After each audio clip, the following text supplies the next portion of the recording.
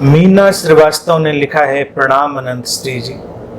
कल आपने बताया कि संत हमें अनुशासन नहीं संभावना देते हैं।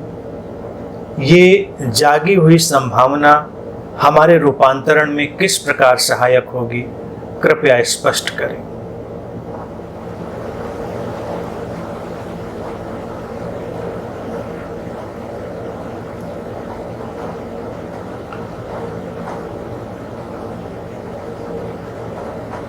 संत अनुशासन क्यों देगा?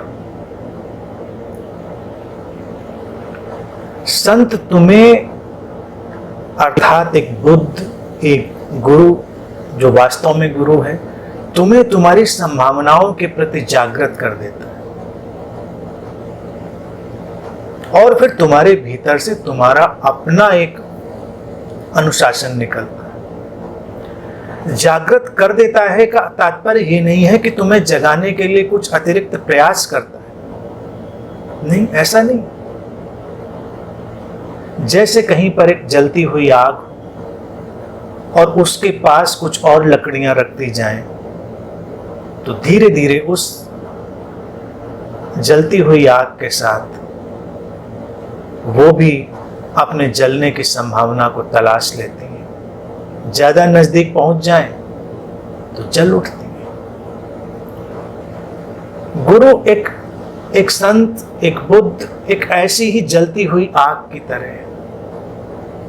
तुम उसके पास होते हो, वो लपट तुम्हारे भीतर भी उतरने लगती है और तब तुम्हारे भीतर का असार जलता है, जो अवास्तविक है, नॉन एसेंशियल है, वो जलता है और जो एसेंशियल है, आवश्यक है, वो बचता है। और जब भी किसी के जीवन से नॉन एसेंशियल, अनावश्यक हटता है, उसके जीवन में एक विशेष किस्म का अनुशासन आता है। ये अनुशासन बाहर से थोपा हुआ नहीं होता है। ये अनुशासन किसी धारणा या मान्यता से नहीं आया होता है। ये अनुशासन आत्मिक है। तो एक संत के सानिध्य में इसी आत्मिक अनुशासन का प्रादुर्भाव होता है, उसका प्रकट होना होता है। संभावनाओं के प्रति खुल जाना जीवन की सबसे बड़ी उपलब्धि है। संभावनाएं फलीभूत तो होती रहेंगी, वो तो एक अलग विषय है, लेकिन पहले उनके प्रति जागे तो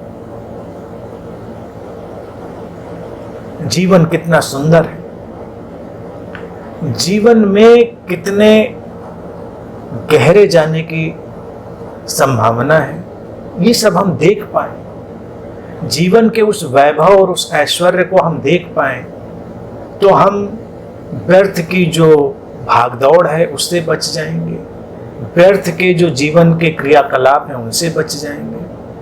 तो ये सारा बचाव हमको एक ठीक दिशा में ले जाएगा।